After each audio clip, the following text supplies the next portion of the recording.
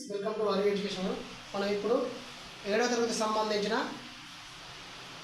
చదువు మరియు నాయనమ్మ అనే రెండు పాఠ్యభాగాల గురించి చూద్దాం. చదువు అనే పాఠ్యభాగ రచయిత కొరవి గోపరాజు. ఉద్దేశం ఏంటంటే ఉజ్జయిని రాజ్యం. ఈ పాఠ ఉద్దేశం, ఇతివృత్తం, ప్రక్రియ, జన్మస్థానం, ప్రత్యేకత. ఇతనికి సంబంధించిన రచనలు ఏమి గొప్పగా లేవు. ఒకసారి చూద్దాం. ఇది జస్ట్ నార్మల్గా చిన్న కంటెంట్ అంటే ఇలా నాయనమ్మ కూడా రచనలు కానీ కవి కానీ ఎవరు లేరు.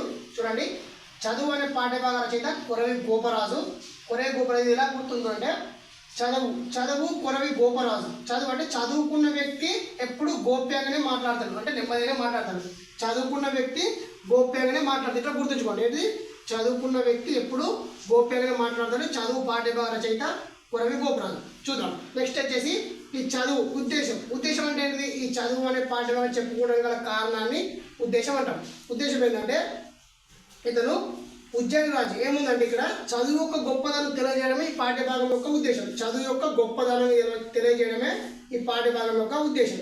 అయితే ఏమైందంటే ఇక్కడ ఉజ్జయిని రాజ్యం అనే ఒక రాజ్యం ఉంటుంది. ఇక్కడ ఉజ్జయిని రాజ్యం అనే ఒక రాజ్యం. ఆ రాజ్యానికి రాజవరి అంటే విక్రమార్కుడు. ఎవరు? విక్రమార్కుడు. ఉజ్జయిని రాజ్యానికి రాజవరి. ఇక్కడ కన్ఫ్యూజ్ అయితే చూడండి ఒకసారి. ఉజ్జయిని రాజ్యానికి రాజు విక్రమార్కుడు. ఈ విక్రమార్కుడు తరువాత భోజరాజు రాజు. ఫస్ట్ విక్రమార్కుడు, తర్వాత భోజరాజు. ఈ విక్రమార్కుడు తర్వాత ఆ రాజ్యానికి, ఉజ్జయిని రాజ్యానికి రాజవరు భోజరాజు. ఈ భోజరాజు ఏం చేస్తున్నాడంటే విక్రమార్కుని కథలు వినేవాడు. ఎవరి కథలు? విక్రమార్కుని కథలు వినేవాడు. ఎవరు? భోజరాజు. భోజరాజు ఎవరి కథలు వినేవాడు? విక్రమార్కుని కథలు వినేవాడు. ఈ విక్రమార్కుని కథలలో కమలాకరుని కథ అనేది ఒకటి. ఏంటిది? విక్రమార్కుడు ఏం చేసేవాడు? విక్రమార్కుని కథలు వినేవారు. ఎవరు? భోజరాజు. ఎవరి కథలు? విక్రమార్కుని కథలు.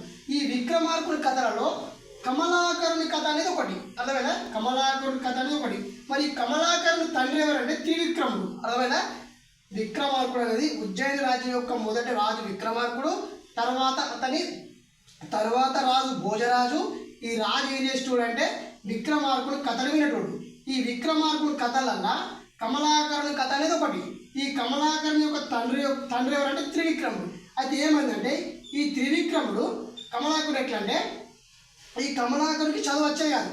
ఈ కమలాకరుడు చదువు రాకుంటే ఆ చదువు యొక్క గొప్పదాన్ని తెలియజేస్తూ అతని మందలించే విధానాన్ని చెప్పడమే ఈ పాఠ్యభాగం యొక్క ఉద్దేశం. అర్థంగా త్రివిక్రముడు కమలాకరుని చదువు యొక్క గొప్పదాన్ని తెలియజేస్తూ ఇతన్ని మందలించడమే ఈ పాఠ్యభాగం యొక్క ఉద్దేశం. నెక్స్ట్ వచ్చేసి ఇతివృత్తం. అర్థమైందిగా? విక్రమార్కుడు, తర్వాత భోజరాజు రాజు. ఈ భోజరాజు విక్రమార్కుడు కథలు వినేవాడు.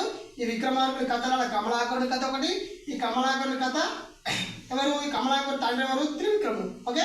నెక్స్ట్ ఇంకోటి ఏంటంటే 9వ సాలపంచిక. అంటే ఏంటంటే ఈ భోజరాజుకు ఈ కథ చెప్పేది ఎవరంటే 9వ సాలపంచిక అనే కథ చెప్తారు. ఎవరు చెప్తారంటే 9వ సాలపంచిక ఈ కథను అనేది చెప్పడం జరిగింది. నెక్స్ట్ వచ్చేసి చూడండి ఇతివృత్తం.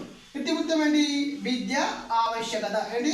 విద్య ఆవశ్యకత. గుర్తులు ఇట్లా అంటే చదువు అంటే విద్య ఆవశ్యకత. నెక్స్ట్ వచ్చేసి ఉద్దేశం ఏంటి? విద్యకు సంబంధించిన గొప్పదనం తెలియజేయడం. మొత్తం చదువు గురించి ఉంటుంది విద్య. నెక్స్ట్ వచ్చేసి కథాకావ్యం. ఏంటిది? కథాకావ్యం. ప్రక్రియ ఏంటిది? కథాకావ్యం. మరి కథాకావ్యం అంటే ఏంటిది? వివిధ కథల సమాహారమే కథాకావ్యం. ఏంటి? వివిధ కథల సమాహారమే కథాకావ్యం. ఈ కథాకావ్యంలో వస్తువు ప్రధానమైనది. అంటే ఏంటిది? కథాకావ్యం అనేది వివిధ కథల సమాహారమే కథాకావ్యం. ఆ కథాకావ్యంలో వస్తువు అనేది ప్రధానం. ఇది ఏదో గుర్తుంటే ఇప్పుడు మొత్తం దేని గురించి ఉంది? స్టోరీ అంటే కథ. ఎవరు? ఈ త్రివిక్రముడు కమలాకరుడు కథ కాబట్టి ఆ కథనే ఈ కథాకావ్యం గుర్తుంచుకోండి. ఇట్లా చదువుకున్నాడు గోప్యంగా మాట్లాడతాడు. ఈ చదువుకున్నకి విద్య ఆవశ్యకత.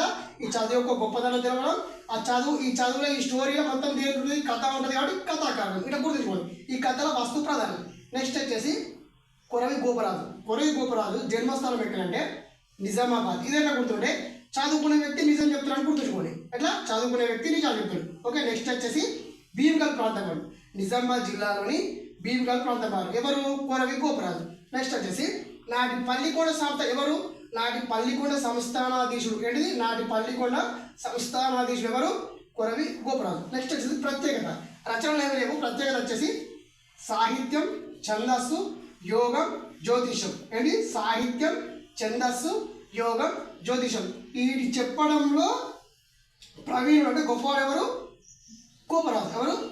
కొరవి గోపరాజు. ఏంటి? సాహిత్యం, ఛందస్సు, యోగం జ్యోతిష్యం చెప్పడంలో ప్రవీణుడు. ఒకసారి సింపుల్గా చూడాలి. ఒకసారి చదువు పాఠ్యభాగం రచయిత కొరవి గోపరాజు 15వ శతాబ్దం. ఉద్దేశం చదువు యొక్క గొప్పతనం తెలియజేయడం. ఇక్కడ కమలాకరుని కథ ఏంటిది విక్రమార్కుని తర్వాత రాజు భోజరాజు విక్రమార్కుని కథను వినేవాడు. విక్రమార్కుడు ఏ కథ ఎవరి కథ విన్నాడు? కమలాకరుని కథ విన్నాడు. ఈ కమలాకరుని తండ్రి ఎవరు? త్రివిక్రముడు. ఉద్దేశం చదువు యొక్క గొప్పతనం తెలియజేయడం. ఇతివృత్తమేది విద్య ఆవశ్యకత. నెక్స్ట్ వచ్చేసి ప్రక్రియ కథాకావ్యం. వివిధ కథల సమాహారమే కథాకావ్యం. కథాకావ్యంలో వస్తు ప్రధానం. జన్మస్థలం నిజామాబాద్ డిస్టిక్ భీమగల్ ప్రాంతం. నెక్స్ట్ వచ్చేసి ఇక్కడ పల్లికొండ సంస్థాన దిశవరు కోరి గోపురాలు. ప్రత్యేకత ఏంటి? సాహిత్యం, చదువు, యోగం జ్యోతిష్యంలో ప్రవీణుడు. నెక్స్ట్ వచ్చేసి ప్రస్తుత పాఠ్యభాగం అనేది సింహాసన ద్వాంత్రంశిక చతుర్థాశ్వాసంలో ఉంది. ఈ ప్రస్తుత పాఠ్యభాగం అంటే ఈ చదువు అనే పాఠ్యభాగము కొరవి గోపరాజు రచించిన సింహాసన ద్వాంత్రింశిక చతుర్థాశ్వాసం. ఇది ఎలా గుర్తుంటే చదువు అనే గోపరాజు సింహాసన ద్వాత్రింశిక చతుర్థాశ్వాసం అంటే చతుర్థాశ్వాసం గుర్తు. 3 తర్వాత ఏమొస్తుంది? 4 వస్తుంది. 3 తర్వాత 4 వస్తుంది. ద్వాంత్రింశిక చతుర్థాశ్వాసం గుర్తుంచుకోండి. నెక్స్ట్ లెసన్ వచ్చేసి నాయనమ్మ. ఇలా పెద్ద ఏం లేదు మ్యాటర్. నాయనమ్మల ఉద్దేశం ఏంటి? పెద్దల పట్ల గౌరవప్రదంగా ఉండాలని ఈ పాఠ్యభాగం యొక్క ఉద్దేశం. ఆ నాయనమ్మ శేఖర్ రవి ఉంటారు కదా, నాయనమ్మ ఉద్దేశం ఏంటంటే పెద్దల పట్ల గౌరవ ప్రభావంతో ఉండాలని తెలియజేయడం. నెక్స్ట్ వచ్చేసి ఇతివృత్తం ఏంటి? వృద్ధుల పట్ల వైఖరి. ఏంటి? వృద్ధుల పట్ల వైఖరి.